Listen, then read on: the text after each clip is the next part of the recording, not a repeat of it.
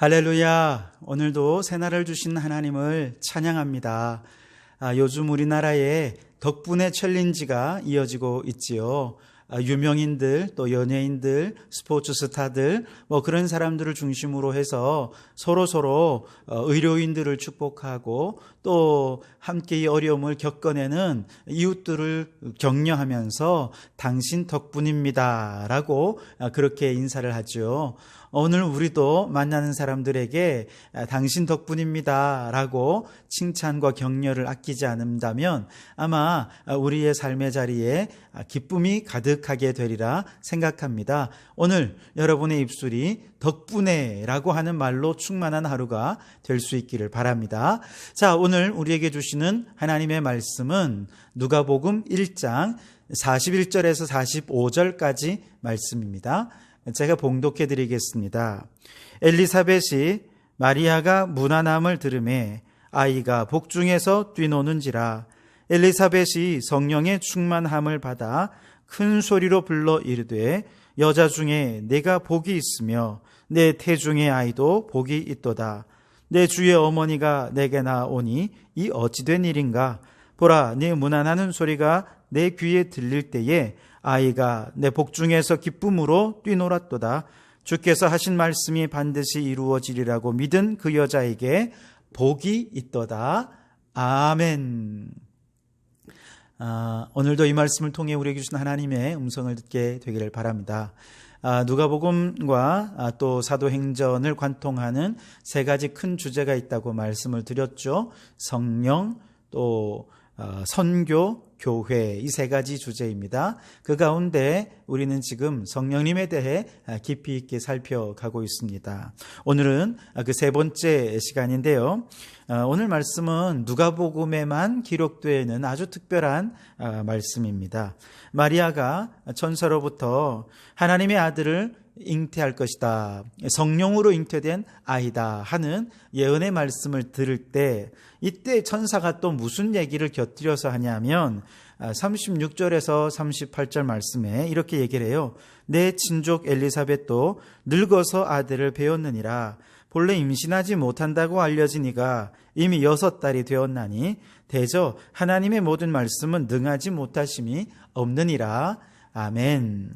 그러니까 하나님의 능하심에 대해서 천사가 얘기를 하는 와중에 마리아의 친족인 엘리사벳이 이미 임신한 지 6개월 되었다. 나이가 그렇게 많은 여인도 하나님이 함께 하시니까 아기를 갖더라. 이렇게 얘기를 한 것이죠. 그러니까 이 이야기를 듣고 마리아가 깜짝 놀란 거예요. 아니, 그 할머니가 아기를 뵀다고? 그러면서 너무 기쁘고 감사한 마음으로 또 눈으로 직접 확인하고 싶었던지 엘리사벳이 사는 집으로 막 달려갑니다. 그리고 이렇게 마리아가 엘리사벳의 집에 들어가서 문안 인사를 하고 막 손을 잡고 반갑게 하고 있을 바로 그때에 엘리사벳의 뱃속에 이제 잉태된 지 6개월이 되는 요한이 막 발차기를 하면서 격렬하게 뛰노는 이제 그런 모습들을 보게 되는 것이죠. 자, 그런데 보통 이제 그 아이들의 발달 과정을 보면 뱃속에서 이제 6개월 된 아기의 경우 태동이 활발해지고 또 초음파로 이렇게 찍어보면 눈도 껌뻑껌뻑하고 웃기도 하고 울기도 하고 표정이 아주 다양한 표정이 나오는 때가 한 6개월 되는 그 시기라는 겁니다. 엄마의 감각을 수용해서 아이의 뇌가 굉장히 발달하는 시기가 이 시기이기 때문에 태교가 굉장히 중요해지는 시기가 이 시기이기도 하다고 얘기를 합니다. 의사들이 그렇게 얘기를 하죠. 그런데 여러분, 누가의 직업이 뭔지 아십니까? 누가의 직업은 의사입니다. 그러니까 아기가 6개월쯤 될 때 태동이 활발해지고 발차기 하는 것은 그냥 발달의 과정에 있어서 너무 자연스러운 일인 것이죠. 얼마든지 많이 보아왔을 것입니다. 그래서 어쩌면 이렇게 발차기 하는 것을 그냥 슬쩍 자연스러운 거로 아무렇지도 않은 거로 그냥 흘려버릴 수도 있는데 누가는 이 부분에 대해서 굉장히 중요하게 생각하면서 특별히 기록을 또 해놓고 있지 않습니까? 왜 그럴까? 왜냐하면 누가는 이것을 단지 의학적으로만 보지 않았기 때문에 그래요. 아이들이 발달하는 과정에서 있는 자연스러운 현상이기도 하지만 그 이면에 또 다른 일들이 있는데 그게 바로 성령의 역사가 있다고 믿었던 것이죠. 왜냐하면 오늘 44절 말씀에 엘리사벳이 이렇게 이야기합니다. 보라, 내 문안하는 소리가 내 귀에 들릴 때에 아이가 내 복중에서 기쁨으로 뛰놀았도다. 그러니까 누가는 무슨 얘기를 하고 싶은 거냐 하면 성령께서 임하시면 뱃속에 있는 아기도 기쁨을 느끼고 기쁨으로 뛰노는 일이 일어난다라고 하는 것을 얘기하고 싶은 거예요. 갈라디아서 5장에 보면 성령의 9가지 열매가 나오죠. 그 중에 두 번째 열매가 무엇입니까? 희락의 열매입니다. 그러니까 성령이 임하시고 그 성령이 열매로 맺혀지게 되면 자연스럽게 기뻐하게 된다는 것이죠. 그래서 우리가 꼭 알아야 할 것은 성령으로 말미암아 기뻐한다라고 하는 것은 단순한 감정적인 기쁨을 얘기하는 것이 아니에요. 이것은 그리스도인의 정체성에 관한 문제다라고 하는 것을 우리는 꼭 잊지 말아야 합니다. 기뻐하는 것은 그리스도인의 정체성이라는 거예요. 왜 무슨 말이냐 하면 여러분 우리가 예수님을 믿을 때 성령님이 우리 안에 내주하시지요. 내주하시는 성령님께서 그 사람을 충만히 다스리시고 충만히 지배하시면 이제 그 사람은 성령으로 말미암아 기뻐하는 사람이 된다는 거예요. 기뻐할 상황과 기뻐할 조건이 되어서 기뻐하는 것이 아니라 그의 인생에 어떤 어려움이 있거나 힘든 상황 속에서라도 내 안에 성령님이 계시면 지금 이 어려운 상황 속에서도 기뻐할 거리들을 자꾸 찾아요.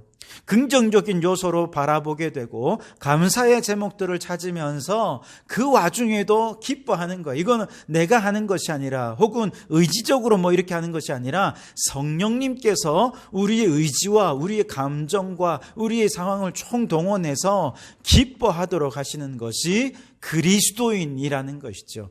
그래서 그리스도인은요 바로 성령으로 말미암아 항상 기뻐하는 사람, 그 사람이 바로 그리스도인이라는 것이죠. 엘리사벳의 뱃속에 지금 잉태된 지 6개월밖에 안 된 세례 요한이 있습니다. 그런데 엊그제 우리가 살핀 것처럼 이 세례 요한은 모태로부터 성령 충만함을 받은 아기다. 그렇게 얘기를 하죠. 그러니까 이 요한은 이미 뱃속에 있을 때부터 성령이 그 아이와 함께 했고 성령의 그 충만함을 받은 아이라서 성령으로 기뻐하는 것입니다. 뱃속에 있는 아이가 그렇게 좋은 일이 많아서 그렇게 기뻐했겠어요. 그런 어떤 감정적인 차원이 아니라 성령으로 충만해서 성령님이 기뻐하시니까 아기도 함께 기뻐하게 되는 것이죠. 기쁨이 모든 그리스도인의 정체성이라는 걸 잊지 마십시오. 그래서 사도 바울은 빌립보서 4장 4절에서 빌립보 교인들에게 명령합니다. 주 안에서 기뻐하라. 내가 다시 말하노니 기뻐하라. 데살로니가전서 5장 16절 이하에 항상 기뻐하라, 쉬지 말고 기도하라, 범사에 감사하라, 이는 너희를 향한 하나님의 뜻이라고 말씀하고 있죠. 여러분 그렇습니다. 예수님을 믿는 모든 사람들은 항상 기뻐해야 되고요. 내가 기뻐할 일이 있어서가 아니라 내 안에 계신 성령님이 기뻐하시니 나도 같이 기뻐하는 것이죠. 여러분 안에 희락의 영으로 충만하시기 바랍니다. 우리도 마찬가지입니다. 성령께서 내 안에 거주하신다는 사실을 믿고 확신하는 성도들은요, 기쁨이 이제 그의 정체성이 됩니다. 우리가 처한 상황과 여건은 늘 어렵고 힘든 일들이 얼마나 많이 이어집니까?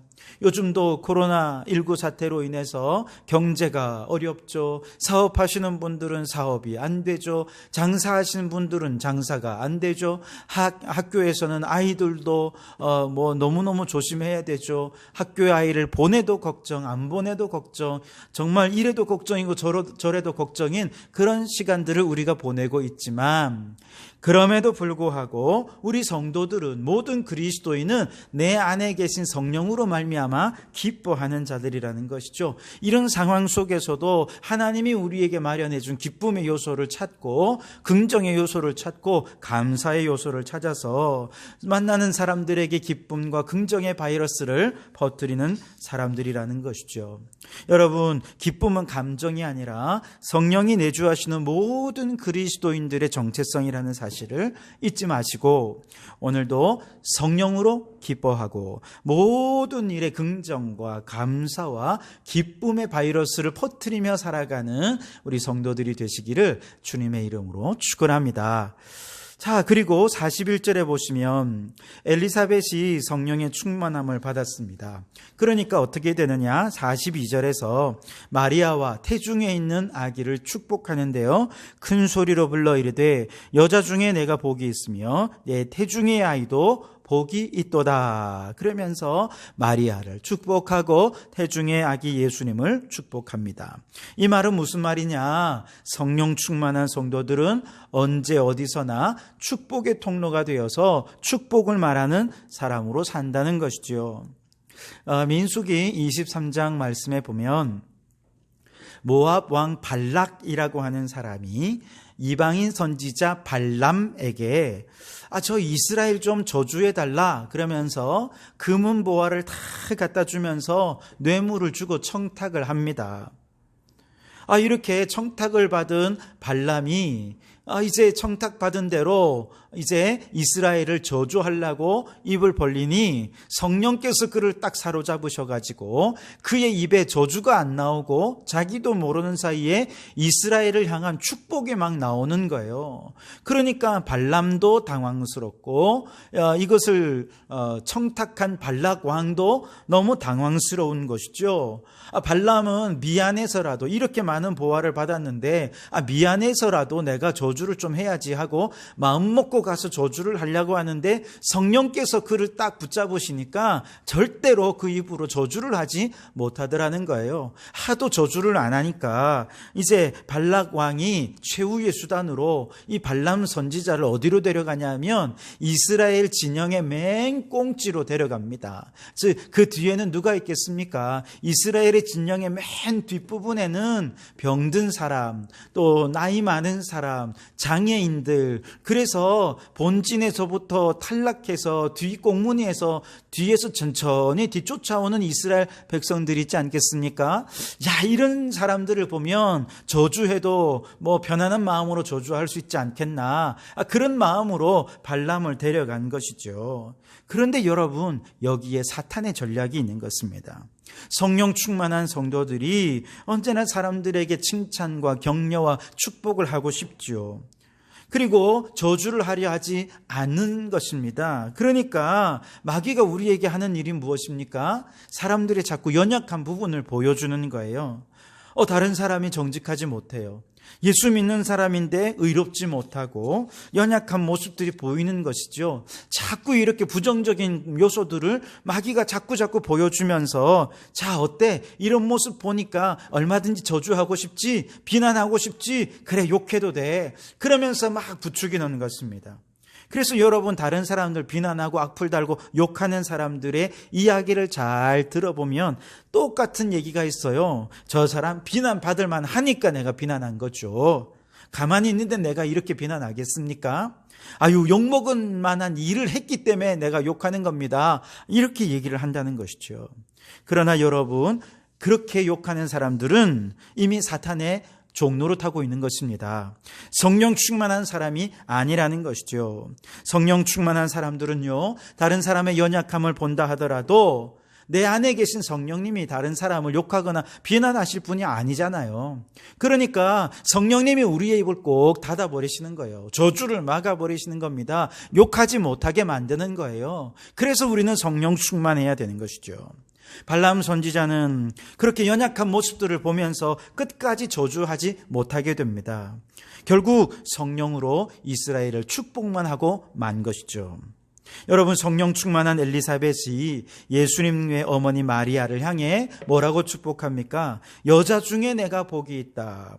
태중의 예수님을 향해 내 태중의 아이도 복이 있다 그러면서 축복하지 않습니까? 여러분, 우리도 마귀가 아무리 우리의 눈앞에 다른 사람들의 불의한 것, 연약한 것 들이대고 보여주어도 우리는 다른 사람들에 대해서 성령으로 말미암아 사랑과 축복과 칭찬과 격려만 가득한 우리의 입술이 될 수 있어야 하겠습니다. 그러려면 우리는 늘 성령 충만해야 하겠죠. 오늘도 그렇게 이 아침 말씀으로 시작하며 성령 충만하셔서 오늘 만나는 모든 사람들에게 성령으로 기쁨의 바이러스를 퍼뜨리시고 칭찬과 축복의 통로로 쓰임받는 우리 성도들이 되시기를 주님의 이름으로 축원합니다. 기도하겠습니다. 하나님, 오늘도 성령님과 함께 새 아침을 시작하게 하심을 감사합니다. 이 하루를 살면서 우리의 상황과 여건과 상관없이 오직 성령님으로 인하여 기뻐하는 하루가 되게 도와주시옵소서. 기쁨의 영, 희락의 영으로 충만하게 해 주시옵소서. 만나는 모든 사람들에게 축복의 통로가 되어서 우리의 입술로 칭찬과 격려와 축복과 사랑의 언어를 아끼지 않는 이 하루가 되게 해 주시옵소서. 그리하여 성령 충만한 성도들로 말미암아 가정이 복을 받고 직장이 복을 받게 하시고 성령 충만한 우리 성도교회로 말미암아 이곳 팔룡동과 창원 땅이 복을 받는 역사가 있게 해 주시옵소서. 오늘도 성령 충만한 복된 하루가 되기를 원하오며 예수님 이름으로 기도하옵나이다. 아멘.